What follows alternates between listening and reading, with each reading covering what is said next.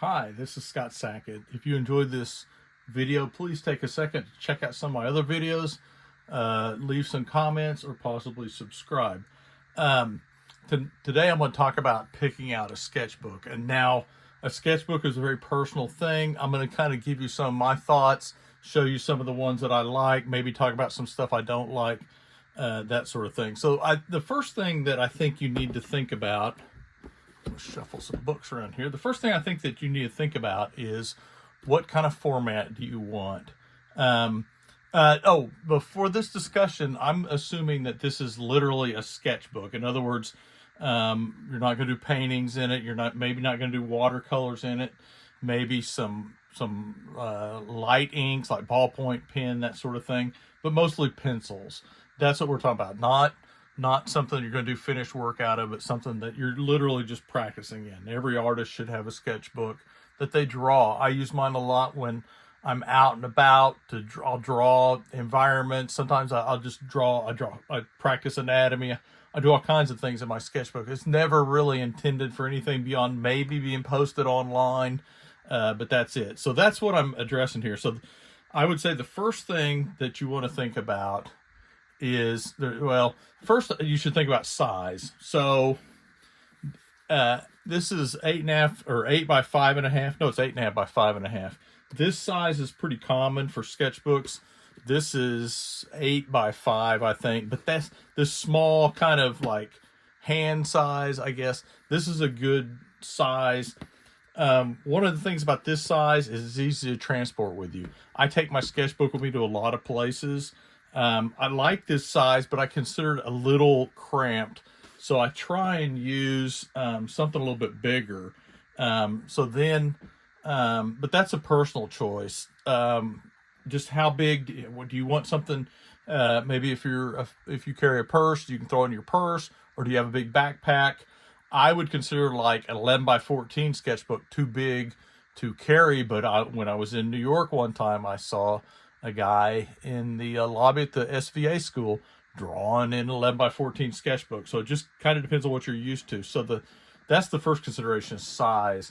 If you figure out the size, it kind of helps you narrow it down a little bit. So the next thing is, do you want a spiral bound or do you want a hardback? So that, again, that's personal choice. I use both of them a lot. One of the things about the spiral is you can flip it around and you're ready to go. Now, the problem with the hardbound, of course, is you open it up and you always have this to deal with. Where's that going to be? And sometimes I'll find myself drawing and holding them at odd angles just to get it to work. You always have to deal with this. You can't really, some of them you can, but you can't really fold it under. However, I like the fact that the hardcover is more permanent. I have this hardcover I carried for a couple of years now. You can see it's pretty wore. I always put stickers on mine, and this will go on my shelf, and I'll probably have this forever. And it's just kind of a record of the different things I was doing. And I drew. That's downtown Oklahoma City. I took this. I sat down on a bench and drew downtown Oklahoma City. So it's a very nice record. It's a little more durable. This one's pretty beat. I've had this for a couple of years, but it's more durable. The spiral bound don't seem quite as permanent. They just, and this is 9 by 12, so it's a little bit bigger, so it's a little clunkier, but because you could fold it back, it's almost like drawing on a tablet or something. You don't have that flap to deal with. But the spiral tends to get beat up. These are not very durable. The corner, I haven't had this one very long. The corner's already pretty beat up, you can see. However, that's a personal choice. I have both, a lot of both actually. This is one I will use a lot of times at the house. If I'm sitting in a chair drawing, I'll use this because it's a little easier than this. I will use a hardbound if I'm like traveling. I'll usually carry a hardbound, not always. But that, again, that's a personal choice. And all of this is really personal choice. But another thing to think about is, like, if you take this, you can take a pencil and stick it right there, and you got a pencil with you. Hardbound. Now, in this one, I've got this little aftermarket thing I've glued on there, but it still isn't as well. First off, you have to get them to stick, but also it's not quite as handy. Um, and that may or may not be an issue for you if you've got a bag and you always have your bag, then that's not an issue. Now, the second thing I would think about is paper, or another thing I would think about is paper. I like a smooth, hard paper, and for whatever reason, hardbound books, in my experience, have a smoother paper, and I feel like my drawing is a little cleaner in that.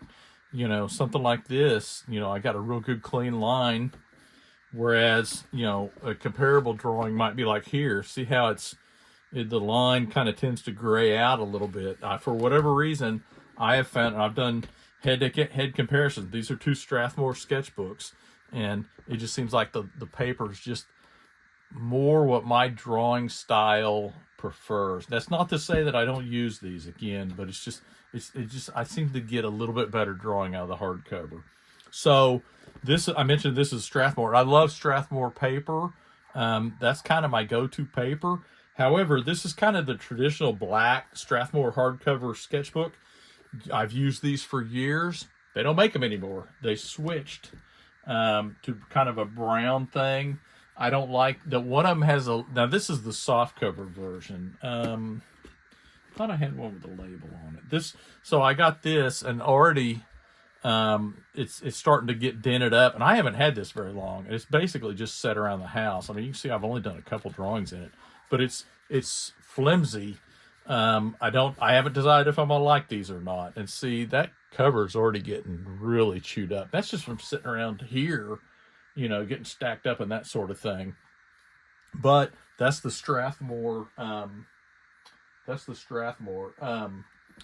What they're currently using. I forget what the name of it is. I wish I had the one with the label on it, but that's pretty easy to find. Another option is I blanked on the Moleskin. This is the Moleskin Cashier. Now I've stuck a sticker on there, and I don't know how many pages these have, but these are kind of nice to draw in. I kind of like these, and I put cardboard in mine so I can draw. And again, now size wise, this is like 7x10, 8x10, something like that. So let's see, let me measure that real quick. 7.5 by, I'm sure this is 10. No, 9 3/4. This will fit in. I have a small bag that I carry, and these two will fit. Also, it's everything. This is a little bit smaller than their Strathmore's traditional hardcover. But these I like. You can buy these. They're for the amount of paper you get. I want to say there's like 60 pages in here. And they're super lightweight, super portable. This is something you can throw in a bag. I took one of these with me when I went to Disney World. Just threw it in the bag that we had our stuff in, and I'd pull it out and draw. Now this is good. I found another book that I like is this decomposition book. Hang on just a second. I got to put tape on. I got my phone number on here. I don't want anybody calling me. So this decomposition book has kind of a rigid. It's very similar to the Moleskin, but it has 60 pages or 60 sheets, so 120 pages, and it's got kind of a rigid. It's like the old composition books, and that paper is really good. That's the other thing is the Moleskin paper.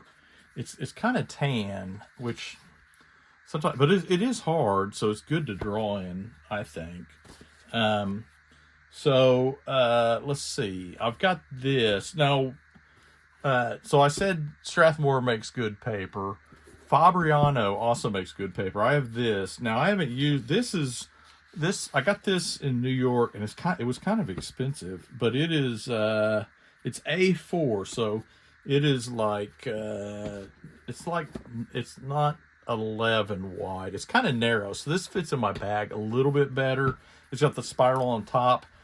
I prefer the spiral on the side because it gives the book a little bit of rigidity, but the top works pretty good. Strathmore makes I think it's a 300 series. Yeah, 300 series that has the spiral on the top. I've used a bunch of those. Those work out pretty good. I've used those for years. This paper is a little thin and got a little bit of a tooth to it. So I haven't really just jumped in on this one. I've drawn it a little bit. But Fabriano is pretty good. This is probably one of the nicer sketchbooks I have. This is the Fabriano Artist Journal. This has like 350 pages. It's really thick and it's kind of small. Now the problem with this is, again, you got to deal with the cover, and it's a paper cover. So, it almost disintegrates every time you use it. And if you carry it around, you're going to end up destroying. I had one of these for years that I filled out.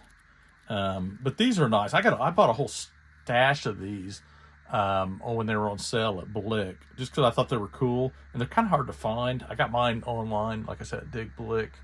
Not a sponsor, but if this works for you, if you think this is something that worked for you, these are cool. Again, the paper it's thin, but it's got a little bit of a texture to it, but it's really hard, and it's got two colors. It's got kind of a tan color, and you think you would hate that, but I kind of got used to it. This is a good traveling sketchbook because it's small. It's like I want to say it's 7x8, something like that. So there's a lot of hardcover sketchbooks in this size, and these are good. I like these. I've carried this around with me a little bit. Went to Santa Fe, I took it with me and drew. And again, I added the loop there. This is a Pentalic. Pentalic makes good sketchbooks too. Pentalic makes, let me grab it real quick. Pentalic makes a sketchbook that is paperback. Now this one I've filled out completely. We used to joke and call this the manhole sketchbook because it's got a manhole on it, but it's the Pentalic utility sketchbook. It's got 288 pages. This one I completely filled out, and it's coming apart at the seams. But used to, you get these for like $6 or $7. They're kind of hard to find now. Again, I put stickers on stuff, but this is like great paper. I have one of these on the shelf that I've not drawn on, that I bought when I kind of saw they were going out, so I thought I'll buy one. Let's see. So this is a Cachet. Cachet is pretty good. This is landscape, obviously. I haven't embraced this one because I can't. With the landscape, you even have more of a flap on the deal, so that's a little hard for me to get used to. Let's see. What have I not talked about? Oh, this is a good sketchbook. This is Illo. I bought this for a specific purpose. I wanted to do a bunch of drawings of Marvel characters, going through the Marvel handbook, alphabetically draw every character. I kind of fell off the wagon on this, but this is square. I think this is the 8x8 one. A little pricey, but not bad. It's got kind of a rubberized cover, which I don't know if I like that or not. But this is a good sketchbook. I would recommend this. I like the paper. Doesn't have a ton of paper. Everybody complains it's not acid free. I don't know, that matters that much on this sketchbook. But that's kind of a cool one. So this is a Strathmore, another 8.5 by 11 or 5.5 by 8.5. Again, this is kind of like this one. It's just a little bit, the 400 series is a little bit nicer than the 300 series. Let's see. I bought this. I found it at a art supply place that has since gone out of business. I bought a couple of these. It's a Japanese, I think it's a Japanese thing, but I like the paper. But again, it's paperback with this weird spiral that's like built into the cover. This is actually pretty cool. I should carry this more. But again, the paperback thing is very flimsy feeling, and that was cheap. Let's see. So I went over that.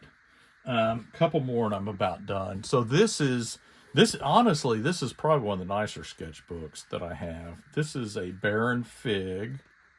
I got this in New York City, and you can't get you have to order them from Baron Fig. But I saw it. I don't know if you can see that. Oh, there you go. Baron Fig, 208 pages. So this is the Confident +1. And this is, again, this is the smaller than 8.5 by 11 size. So this will fit. I have a small bag. I'll show my bag real quick. I have a small bag. This is a, oh, sorry about that. This is a Franklin Covey binder bag, back when people carried those big planners back in the late 90s, early 2000s, before smartphones. I got this at a thrift store. It's perfect to carry around if you're just out sketching or whatever, because it's got pockets for stuff. Doesn't have a water bottle holder, but otherwise it's a perfect bag for sketching, except it will not hold an 8.5 by 11 sketchbook. Let's see. Oh, one more. This is a Fabriano. Let's see if the name is in here. Oh, I forget the name of this. This is a Fabriano thing. These have gotten kind of expensive lately. I got this. I saw it at an art supply store. I didn't buy it. I kept thinking about it, and so I bought it. It was not open, so I couldn't see it. So I couldn't feel the paper. The paper's really thick. I have not got into this because it doesn't have a lot of paper. I don't know. I just haven't. It just hadn't risen to the top of my stack of sketchbooks. But I mean, it's a decent size. Oh, one more. Okay, so this is a MD paper blank. This is, I'm trying to think how many pages it, oops.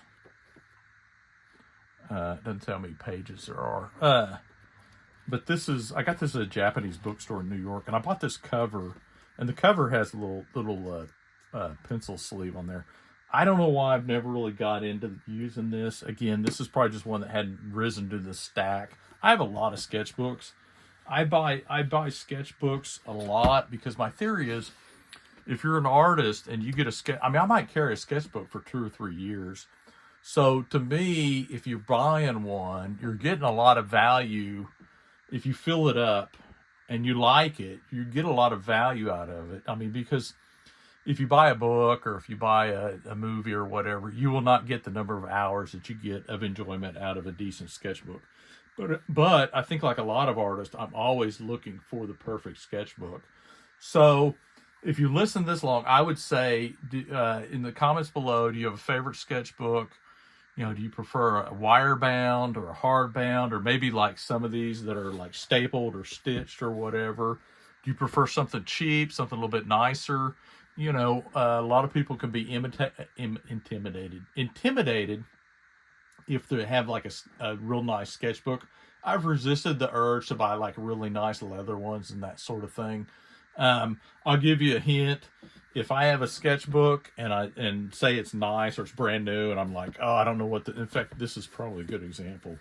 It's like, oh, I don't know what to do to break it in. I'll like skip a couple pages. Like on this one, I skipped like 2 or 3 pages and draw just to kind of break it in. And then I'll go back and draw later in the first few pages. But anyway, let me know below. What do you think? Do you agree with me? Do you disagree? Anyway, hopefully this will help you. And again, if you have comments, please share them below. Anyway, again, I'm Scott Sackett. Thank you very much for watching. I hope that you enjoyed it. I hope that you'll consider watching other videos, subscribing. Anyway, have a good evening. Good night.